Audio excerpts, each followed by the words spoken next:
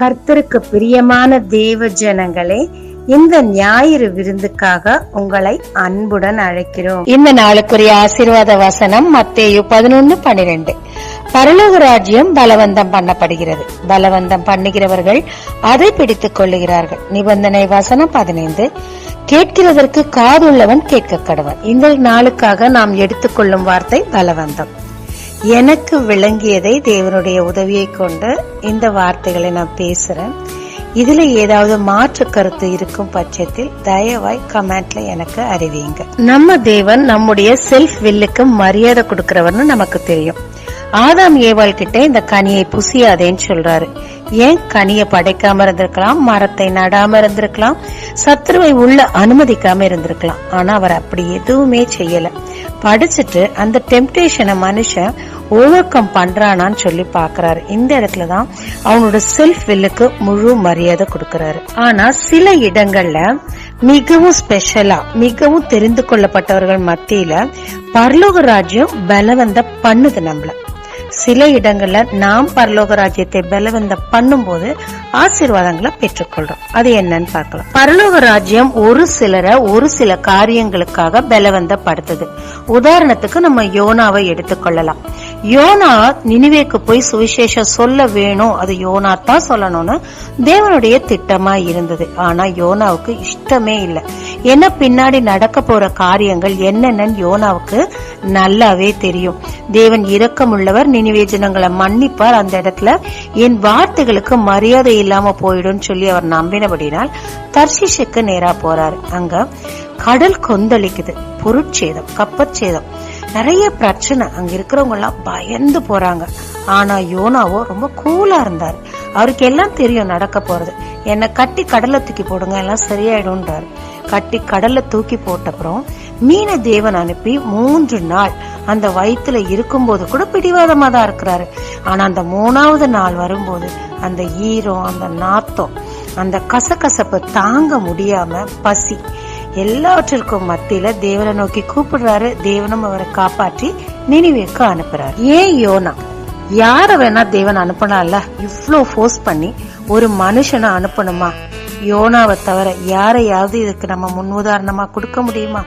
சில காரியங்களை நமக்கு முன் உதாரணமா இருக்கிறதுக்காக கூட தேவன் இதையெல்லாம் அனுமதிக்கிறார். ஆனா உண்மையில தேவனுடைய திட்டம் என்னன்னு அவருக்கு தான் தெரியும். நித்திய ராஜ்யத்துக்கு போகும்போதுதான் அதோட விளக்கமும் நமக்கு புரியும். நாம் பரலோக ராஜ்யத்தை பலவந்தம் பண்ணி பெற்றுக்கொள்ளும் ஆசீர்வாதங்களுக்கு உதாரணமா முதல்ல யாக்கோபை எடுத்துக்கொள்ளலாம். நீர் என்னை ஆசீர்வதித்தாலேயே நான் விட மாட்டேன்னு சொல்லி தேவனுடைய காலை பிடிச்சிட்டு கெஞ்சுறார். அங்க அவருடைய தொடையின் சதைகள் பிறண்டு போகுது, வலி, விந்தி விந்தி நடக்கக்கூடிய சூழ்நிலை. ஆனாலும் கர்த்தரை விடல. கர்த்தர் அங்க ஆசீர்வதித்து அவர் பேரையே மாற்றி ஒரு பெரிய டிரான்ஸ்பர்மேஷனுக்கு கொண்டு வரார். அதற்கு பிறகு அவரும் அவர் சந்ததியும் பிரம்மாண்டமா ஆசீர்வதித்து இன்றளவும் அவங்களை எதிர்க்க யாராலும் முடியாத அளவுக்கு ஞானத்திலும் பலத்திலும் சிறந்தவர்களா இருக்கிறாங்க. இதுக்கு காரணம் அன்னைக்கு யாக்கோபு தேவனை பலவந்தப்படுத்தி ஆசீர்வாதத்தை பிழிந்தெடுத்ததுதான். 2வது எலிசாவை எடுத்துக்கொள்ளலாம். எலிசா எலியா பின்னாடி போறாரு. எல்லாரும் சொல்றாங்க உன் எஜமான தேவன் எடுத்துக்கொள்ள போறாருன்னு. எலியாவும் சொல்றாரு என் பின்னாடி நீ வராதன்னு சொல்லி. அது எனக்கு தெரியும், அது எனக்கு தெரியும் சொல்லி பிடிவாதமா எலியா பின்னாடி போறாரு. இந்த சால்வா அவர் மேல் விழுந்த போது எலியாவை விட 2 மடங்கு ஆசீர்வாதத்தை எலிசா பெற்றுக்கொண்டார். அவர் ஊழியமும் அற்புத அடையாளங்களும் 2 மடங்கு அதிகமா இருந்தது. அதே போல்தான் அன்னாள் தேவனுடைய பாதத்துல பிடிவாதமா ஜெபிச்சாங்க, பிள்ளையை பெற்றுக்கொண்டாங்க.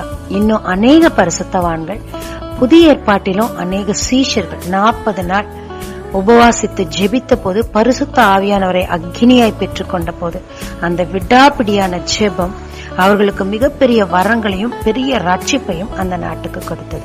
தானியேலும் 21 நாள் உபவாசித்து விடாப்பிடியாய் ஜெபித்தார்.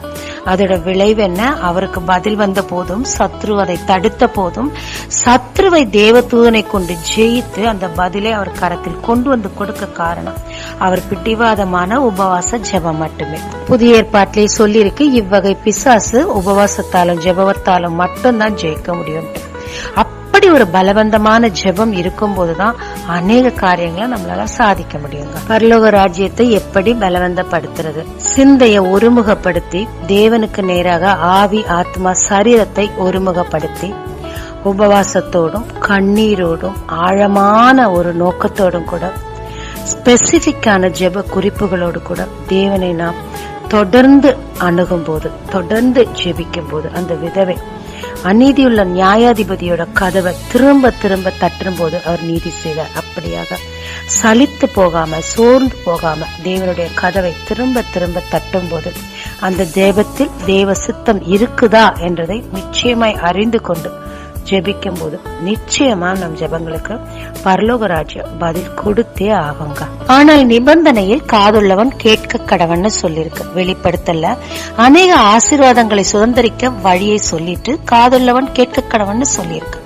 சில நேரத்துல ஜெபங்களுக்கு பதில் இல்லையேன்னு சொல்லி அங்கலாய்த்து கொண்டிருப்போம்.